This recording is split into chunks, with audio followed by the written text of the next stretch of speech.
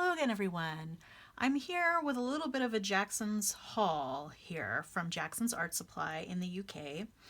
And there were many different items that I had been thinking about getting, and they were all small, so I kind of combined them all into one order. And I'm going to go through what each of these is, and I have some paper and some other materials off to the side to do some swatching of these items. But I'll just go through them first and then we'll do a quick swatching. And I actually have a couple of items off camera that were a part of this order that were too big to include here that I'll show you as well. And I have not looked at those yet, so that'll be me looking at them for the first time as well. So let's go ahead and start on this end with some of the larger things here. So this is Holbein Gesso. So those of you that don't know, so gesso is an acrylic paint, but it is essentially like a primer. So it has, generally, it has sort of a chalky appearance when you paint it on a page, and you can also use it to what they call prime your page so that you can then paint on top of it. I use it a lot in mixed media, and I generally like trying a lot of different kinds of gesso so that I can see the different qualities. I opted for the medium gesso, so they have quite a few. I believe that when you go this way it gets more coarse. I decided to just go for medium, which they said was sort of the standard grit to the gesso, which isn't that big of a grit. The S, I believe that stands for smooth. That would have been more of a completely smooth one, but I wanted to go for this one. I'm not going to swatch this one today, but at some point I may end up doing some mixed media on the channel, and comparing gessos is like a video that you just can't do because it's not going to come off well on the camera, I don't think. But just know that there's a variety of different brands of gesso, and they each bring something different to the party. Some have different viscosities and all of that. But this was something that I have not been able to find in the US, and it was only $10 at Jackson's. So, and it's quite a large container. It comes in this little interesting container. It's not like here, most of our gesso either comes in little jars or a bottle with a hard bottle with like a squeeze top or something. But anyway, just wanted to try out the gesso, so we'll see how that goes. But I'm not going to be testing that today. I'll show you this one as well. So, and let me go ahead and open this. So I got a catalog of all of Jackson's watercolor supplies. The catalog was really cheap. It was like $1 to include it. And I think you're really only paying for like their printing fees there. You can also access this online, so you don't need to get the paper catalog. But I just kind of wanted to have this to reference. Plus it has all these really beautiful pictures in it of watercolor. And then it has all of their products that they carry in watercolor kind of in one place, which is nice to have because I'm often looking through. Oh, great. And there's sketching pens too. Liquid charcoal, all that kind of, oh, this is great. This is fantastic. Because I mean, you're often using a lot of different supplies with watercolor. So this has brushes and all of that. So this is going to be a great reference for me later on. I'm going to put this off to the side as well.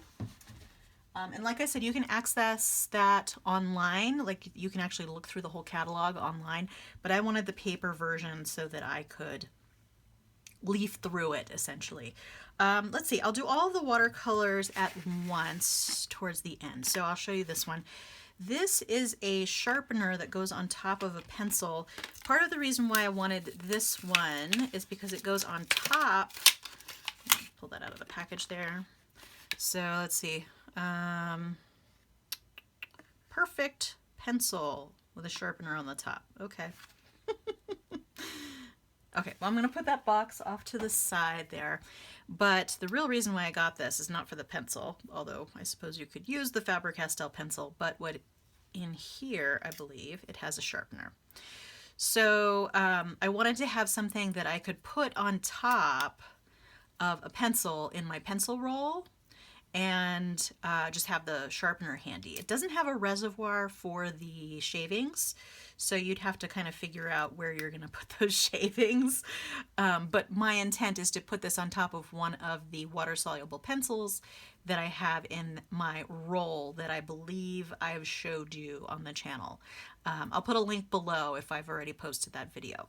So that was my intent with this one. The pencil, you know, I suppose I'll use it at some point. It's a 2B, so it's a good weight pencil. Has an eraser on it and everything. Yeah, I'm generally not erasing water-soluble pencils, so I don't really need that. I just got it for the sharpener on top. I'm gonna put that off to the side too. Let's see. Okay, so I got this drawing ink. So I've gotten Black India ink from Jackson's before in their brand, and I've really liked their India ink. And this is drawing ink that's sort of in the same vein as India ink. It is permanent once it is dry. I don't know if it's actually the same formula as the India ink, but this is purple, I believe. Violet. So I got it in violet, and I will test this as well. So I'm going to put that off to the side now, but I will test it. And then I got these little gouache. So this is acrylic gouache. So this is acrylic gouache. And what acrylic gouache is it's essentially like acrylic paint that is matte instead of shiny. And these are by Holbein, and I just got a couple, well, 3 different colors just to try them out. I also wanted to kind of color coordinate with the pencils that I got, which I'll show you here in a minute. So let's go ahead and talk about the Holbein pencils first. So these are just regular pencils. They are not water soluble. And I do have quite a few, I actually have quite a few vintage colored pencils that I inherited from my sister-in-law's grandmother. I've talked on the channel before about how I got a bunch of art supplies from her when she was moving out of her larger house and downsizing, and that's part of what kind of set me off on this new art supply art kick. So many thanks to her. But I do have a lot of plain colored pencils that I got from her. And they're all like artist quality, which is great. But I wanted some sort of, not necessarily unique colors, but more pastel-like colors. And I didn't want to get the whole pastel set by Holbein. Holbein has released a really giant, I think it's 150 pencil pastel set. I didn't want to get the whole set because it was just too expensive, in my opinion, for me right now, because I wouldn't necessarily use them all. But I looked around on YouTube at some other swatching videos of people who did get that set, and I picked the ones that I liked best out of that set. This is actually not one that's in that set, but these 4 are. This is just a color that I thought was really pretty and decided to add to the mix. So I will swatch these as well, but I wanted to point out that one of the pencils is ice green, which will match this gouache here. And then one of them is mustard, which will match this gouache here. I didn't really get a match for the neutral gray, but I just kind of wanted to have a neutral gray, although it might go somewhat okay with the smoke blue, but it's not, since it's a neutral gray, it's not going to be cool or anything. So the other colors that I got in the pencil, smoke blue, sea fog, and then this one is triton green, this darker color. So I'll swatch all of these here in a minute. I'm going to talk about the other pencils, and then I'm going to show these and unwrap the watercolors, and then we'll start swatching. So let's see. So this actually is a water-soluble pencil. It is dark indigo, the Faber-Castell Albrechter Magnus, which means it's basically a giant, a giant pencil.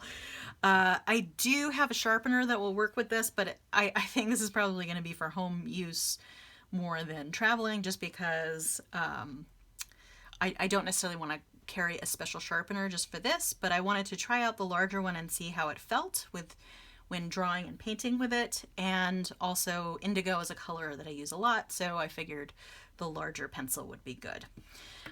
And then these are by Derwent, and one is a blender and one is a burnisher. So basically for regular pencils, non-water soluble pencils, this blender will blend colors together. Like you could either layer different colors of colored pencil and then blend them together with this, and then the burnisher sort of gives it a shiny coating. And I think we might be able to try these out with the ones that I have here. So we'll see how that goes. And then let's get to the watercolor. So I got a couple of different Jackson's brand watercolor. They had their ultramarine light, really super cheap for a little tube, so I decided to try that out. I have a lot of ultramarines, quite frankly, but I use it everywhere, so it's not really that big of a deal to get another one. And then this is permanent magenta in a little half pan. And this is a color that I do not already have from them. And the swatch on the website looked really nice. And these Jackson's half pans are so inexpensive. And someone, the last time I posted some swatching of some Jackson brand colors, there were a lot of people that commented that they're actually made by Sennelier. And to me, they don't feel the same as Sennelier, so I'm wondering if they have a different formula for the Jackson's brand. But we'll have to see whether whether this looks like some Sennelier paint. I'm going to keep the little wrapper off to the side here so that I can reference that when I do the swatch. So I'm going to get those. And then here I have a little tube of Rembrandt Dusk Pink. Now, this is not necessarily an essential color. This is something that I probably could mix because it's just a pink and a black, I believe. Let's see if I can find, yeah, so PR 122, so it's actually a red, and PBK 11, which is a granulating black. So, but the swatch just looks so pretty, and they had a really good price on the small tube, so that's why I got that. And then I got two more Roman Schmal colors, I mostly due to another swatch video that I saw on YouTube, and I can't even remember which one now. So I got Olive Green Light and Olive Green Deep. So these aren't very different, although I'd say probably the Olive Green Light looks in this swatch on here looks a little bit more green, whereas the Olive Green Deep looks like it has a little bit more yellow orange in it. So I'm gonna go ahead and swatch these today, and we'll see. I'm actually gonna leave the wrappers on these until I swatch them, so I can keep track of which is which. And I think I'm actually going to get out my permanent marker so that I can go ahead and write on them so that I know what they are. And actually, let me do that now with this little pan. So this is Jackson's. Is that permanent magenta? Yeah, so let's just say perm magenta. It's always a little hard for me to write on these tiny little surfaces. Okay, so that's labeled, and then I'll label these when I open them. Let's do the watercolor last. And I've put stickers all over this, but I have just a little B6 size watercolor notebook. The paper in this is really super thin, so it's not going to be the best representation, but it's a watercolor, but it'll certainly be great for these other items here. Oh, and I forgot, before I get to the swatching, I do have a couple of other items here off camera. So these are both little pencil cases. They're both Jackson's brand. So this is the first one. And this one is essentially like a little art setup. So you can put, you can't even see the whole thing, it's so big. You can put little pencils or different media here all throughout. And then it has this additional larger loop up here. This was just really so that I could keep pencils and things corralled. And I got the smaller one because I thought that would be nice for home use and possibly travel. And then this is a pencil case, exclusively pencils. That other one had some other size bands in it that you could put different things. But this one is really just to hold pencils. And my plan, which I think I have enough space in here, was to just put my entire pencil collection in here. And this was super cheap. This was $12, and I think the smaller one was like $6 or something like that. So each of these little zipper pockets have all of these little things where you can put one pencil in each little slot. I'll go ahead and open each of them, and you'll see, again, just looks kind of the same. It looks like that first one had has this area up here, which I assume you could like put a sharpener or something. That there's some bigger loops in the front where you could put different items, or maybe larger pencils like that, like my Magnus. And then the last one is just a bunch of different loops in the back too. And I forget the number of pencils that this carries, but I'll put a link down below to all of these products so that you can check them out and see what you think on your own. Okay, so now let's get to the swatching. So those were not that exciting, the bags for the pencils, but maybe at the end when I'm done doing the swatching, I will put these pencils in there so you can see how they might fit. So let's go ahead and get started here on the first page of this, and I'll put a link down below too. I put stickers all over it so I can't these are carried at Jet Pens, these sketch pads. It says it's watercolor paper, but it is super thin. I would probably not use this for, you know, everyday stuff. Okay, so what I'm going to do is I'm going to do the non-water soluble pencils and the gouache and the drawing ink on one page, and then I'm going to do all of the water soluble stuff on another page. So this one here is the Triton green. Oh, that's lovely. Oh, and these pencils are great. And really the reason why I'm going for just the standard pencils is I did want to add this to mixed media pieces. So, okay, so that's the Triton green. And this one is, which one is this? This is the Sea Fog, which is kind of lavendery pink. And that's beautiful. I actually really like those two together. And I'll put these swatches closer to the camera so that you can see them better. I'm keeping it at kind of a wide angle for now. Okay, and this one is Smoke Blue. Also kind of lavendery in color, very pretty. And then this one is the Ice Green. Okay, I'm actually going to make a little bit of a bigger swatch of the ice green so that I can put the gouache next to it, and we'll see what that looks like compared to the pencil. And then this is the mustard, and I'm going to do another big swatch of that. Okay. And then okay, so before I get to the gouache, actually, let's see if we can layer and mix some of these. So let me do, so this is the Smoke Blue. I'm going to just put that up next to, I'm going to put it next to the mustard. Okay, and then let's use the, not the burnisher, but the blender. So let's see.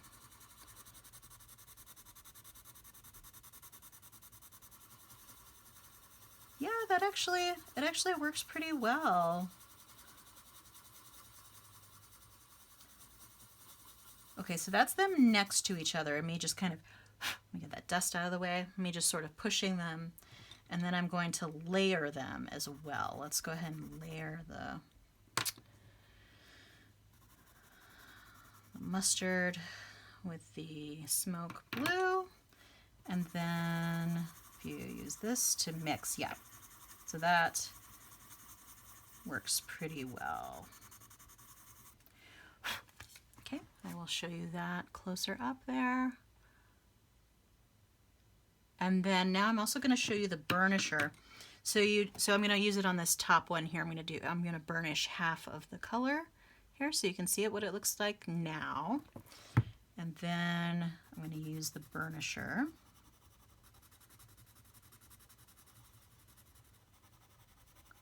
On half of it.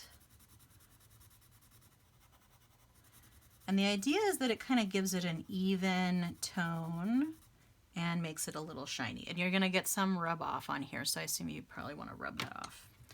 Okay, so there you go. You can see the difference. The burnished one is on the right, the regular pencil is on the left. We'll see how I end up using those. Okay, so let's go ahead and get to the gouache. I don't have my acrylic brushes here, and I don't want to ruin my watercolor brushes. So I'm just actually, I'm actually just going to rub this with the cap there.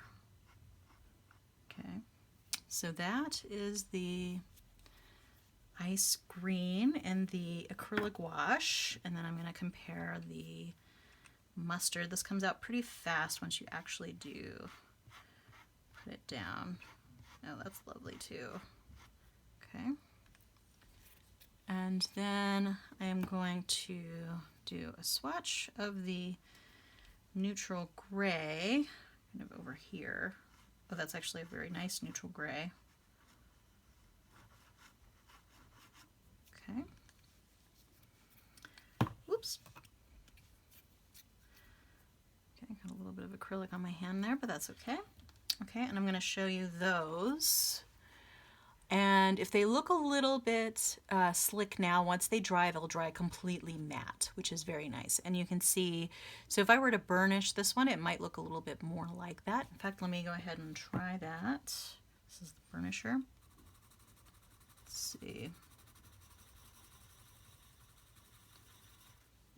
It's not as dark, but you can definitely get it a little more even. And then let me try the yellow here.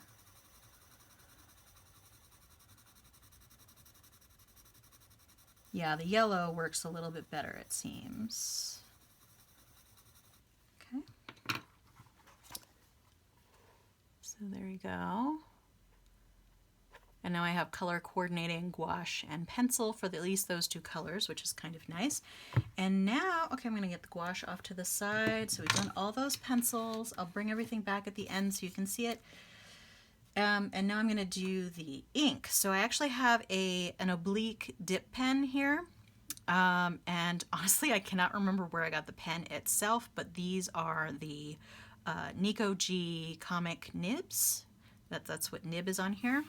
And I'm going to go ahead and just going to dip it into the ink. Oh wow, that didn't even have a cover on it. That's kind of brave of them. And I can't really dip, because what I would normally do with this is I would put it into a separate pot and then do it that way. So here we go. Let me write hello.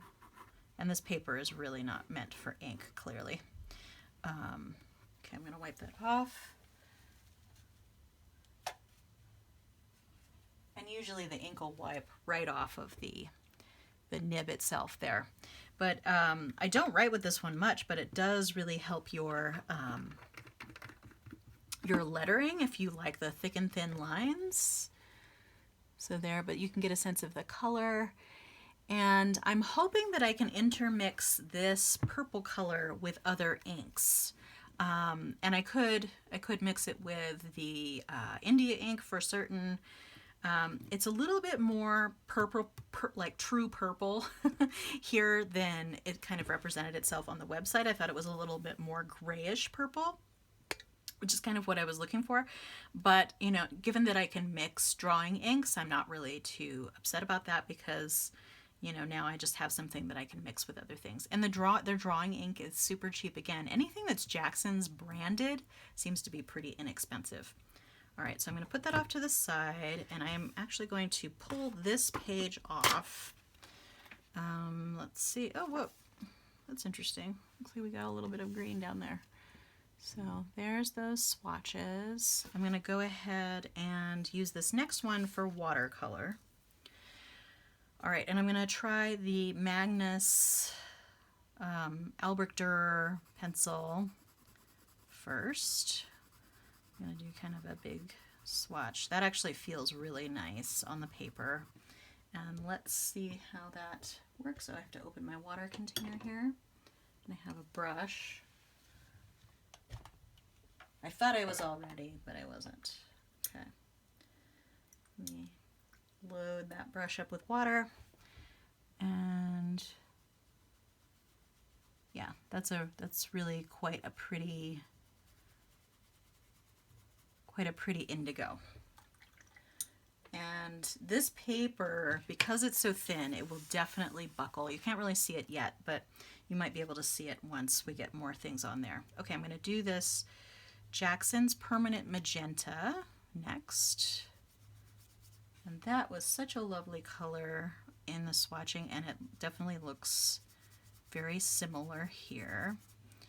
I'm not sure where I'm going to add that. I really just wanted to kind of try the color, which is why I got just the half pan for now. And part of the reason why I don't really feel like these seem like Sennelier is because Sennelier is like super smooth on the paper and right off of the pan, and I just feel like this has a different feel to it.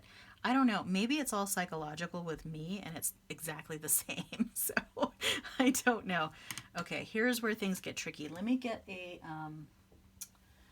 let me get one of my little watercolor half pans here to have just in case that explodes out of the tube. I always like to have that handy. Okay, so let's see. Sometimes they're well behaved, but sometimes not. Yay! Okay, we're good. We're good. Okay, so I'm just going to get, ooh, that's quite a bit. I'm going to get a little bit here on my brush. And see, now that is just a lovely, that's a lovely ultramarine. Okay. And like with the last swatches, I will show you this close up here once I'm done with these swatches. Now I'm going to do the Rembrandt Dusk Pink, and I can just use the same half pan. Let's see. Oh, these are also well behaved today. I love it when that happens. Okay, so I'm just getting a little bit off of the cap there. Oh wow, and this is actually, this also looks pretty different from what it looked like on the website, but I'm not unhappy. It looks a little bit more purpley and more like a neutral. It's very pretty, and it has a lot of really nice granulation. Okay, excellent. That hardly ever happens where everything behaves. Okay, so now I'm going to do these last two here. One is the Roman Schmal Olive Green Light, which is what this one is, and I'm going to label it and take off this little waxy bit here. So this is, I'm just going to say RS, Olive Green Light. Yes, Olive Green Light. Okay. And I'm actually going to go ahead and open this other one before I swatch them both. Oh yeah, that pink is turning out really nice. The more it dries, the more it granulates, which is really awesome. Okay, this video is getting a little long, so I'm trying to move a little faster here. That's what happens when you do unboxings and swatchings, but I have decided to do them that way. Uh-oh. See, okay, here's what I'm talking about. Sometimes these will stick a little to the pan because they're so soft. I will actually do my swatch off of the top layer there. Okay, so this is Roman Schmal Olive Green Deep.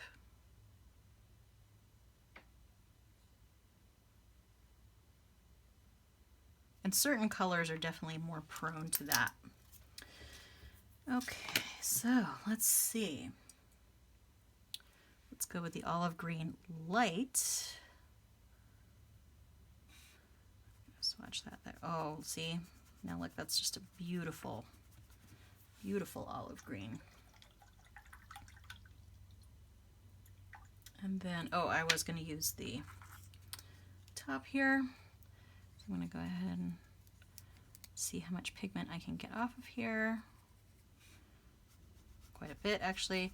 Yeah, it actually looks a little more golden, a little more brown. But so both of these, I think, can have a place in a palette. on their own, even though they're two different variations. I'd say that the Roman Schmal is probably the winner here. So let me go ahead and tear that off, and I will show you. I'll show you the buckling too. I mean, because it's so thin, it does have watercolor paper texture, which is nice. So, so yeah, and I'm really loving this Dusk Pink by Rembrandt. Okay. All right, there's those, and I'll show you the swatches now that they've dried a little bit. Yeah, acrylic dries so fast that, especially here in Colorado, that you pretty much, this one's still a little tiny bit tacky, but pretty much you turn around and it's dry. So you can kind of see that it is not shiny anymore because it dries that really nice matte color. And I'll probably use this, I'll probably tear this up and use it in mixed media, just because I don't like to waste anything. And yeah, you can definitely see that's very purple. But you can definitely see, like, I'm not a good letterer at all, but the oblique pen holder, or the oblique nib holder, really just sort of automatically makes those thick and thin lines, because I would not normally do that way. So, and these nibs are great too. The Nico G comic nibs are also really great. I think I probably got this pen off of Amazon. I will put a link below to the pen itself if I can find it, but at the very least I will put a link to the nibs themselves.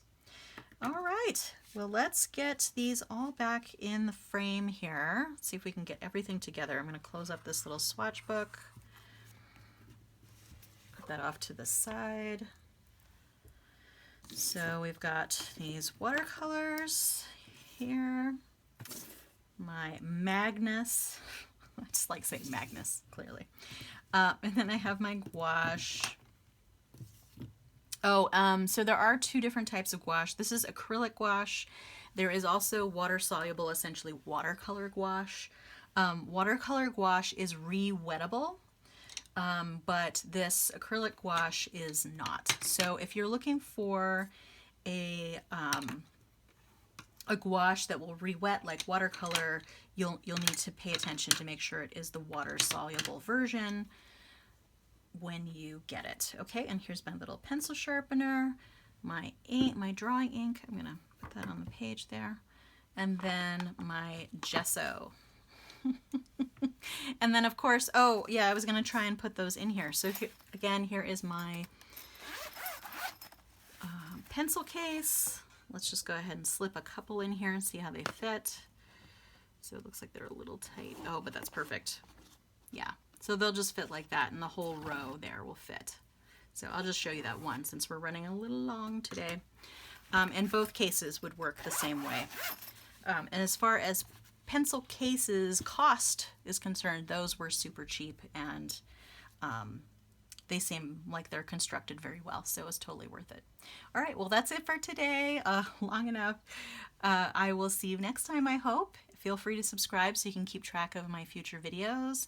And until then, have a great day. Thanks so much for joining me. Bye.